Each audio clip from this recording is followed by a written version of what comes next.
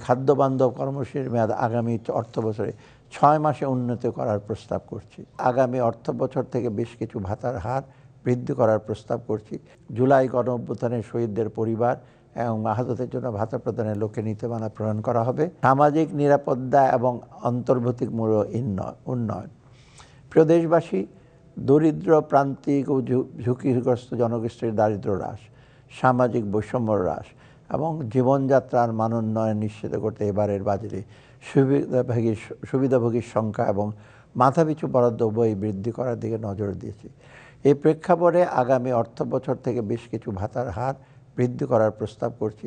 এর মধ্যে কয়েকটি উল্লেখযোগ্য হলো বয়স্ক ভাতার মাসিক হার ৬০০ টাকা হতে ৬৫০ টাকায়, বিধবা ও স্বামীদের নিগৃহীতা মহিলাদের মাসিক ভাতা ৫৫০ থেকে ৬৫০ টাকায়, প্রতিবন্ধীদের মাসিক ভাতা ৮৫০ থেকে ৯০০ টাকায় এবং মা ও শিশু সহায়তা কর্মসূচির আওতায় প্রদত্ত মাসিক ভাতার হার ৮০০ টাকা থেকে ৮৫০ টাকায় বৃদ্ধি। এছাড়া অনগ্রসর জনগোষ্ঠীর জন্য মাসিক ভাতার হার ৬৫০ কোটি টাকা উন্নীত করার প্রস্তাব করছি।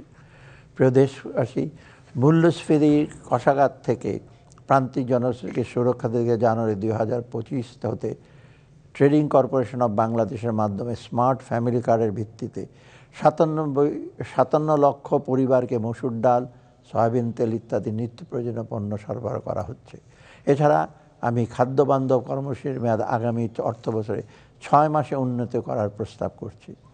একই সাথে বর্তমানে সহায়তাপ্রাপ্ত ৫০ লক্ষ পরিবারের অতিরিক্ত আরও ৫ লক্ষ পরিবারকে এর আওতাভুক্ত করার প্রস্তাব করছি।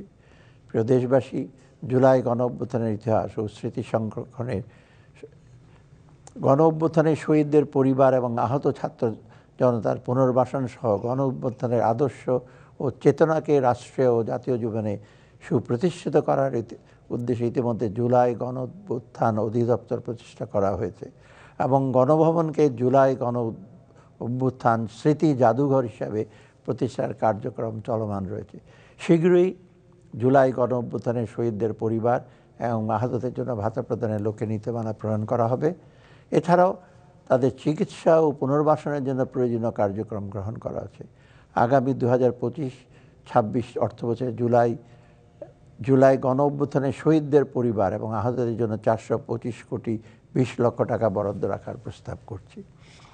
সামাজিক নিরাপত্তা খাতের ব্যাপ্তি এবং গুরুত্ব বিবেচনা আগামী ২০২৫-২৬ অর্থবছরে ১,২৬,৭৩১ কোটি টাকা বরাদ্দ রাখার প্রস্তাব করছি।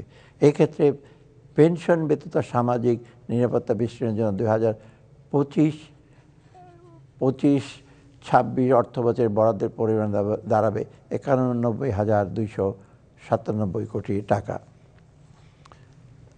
বিনিয়োগ, শিল্প ও বাণিজ্য। প্রিয় দেশবাসী, দেশে বেসরকারি বিনিয়োগ বৃদ্ধি করতে হলে উপযুক্ত পরিবেশ সৃষ্টি করা, তাই বিনিয়োগের পথে বিদ্যমান অন্তরায়গুলো চিহ্নিত করে তা দ্রুত সময়ে দূর করার বিষয়ে আমরা সর্বোচ্চ চেষ্টা করছি। বিনিয়োগকারীদের দ্রুত ও সহজ সেবা প্রদানের লক্ষ্যে ওয়ান স্টপ সার্ভিস পোর্টাল হতে বর্তমানে ৪৩টি সংস্থার ১৩৪টি সেবা প্রদান করা হয়েছে। এছাড়া ব্যবসা বা পরিবেশ উন্নয়নের একটি সিঙ্গেল প্ল্যাটফর্মে আবেদন ও প্রক্রিয়াকরণ ও সেবা প্রদানের উদ্দেশ্যে জাতীয় রাজস্ব বোর্ডের আওতায় বাংলাদেশ সিঙ্গেল উইন্ডো BSW খোলা হয়েছে।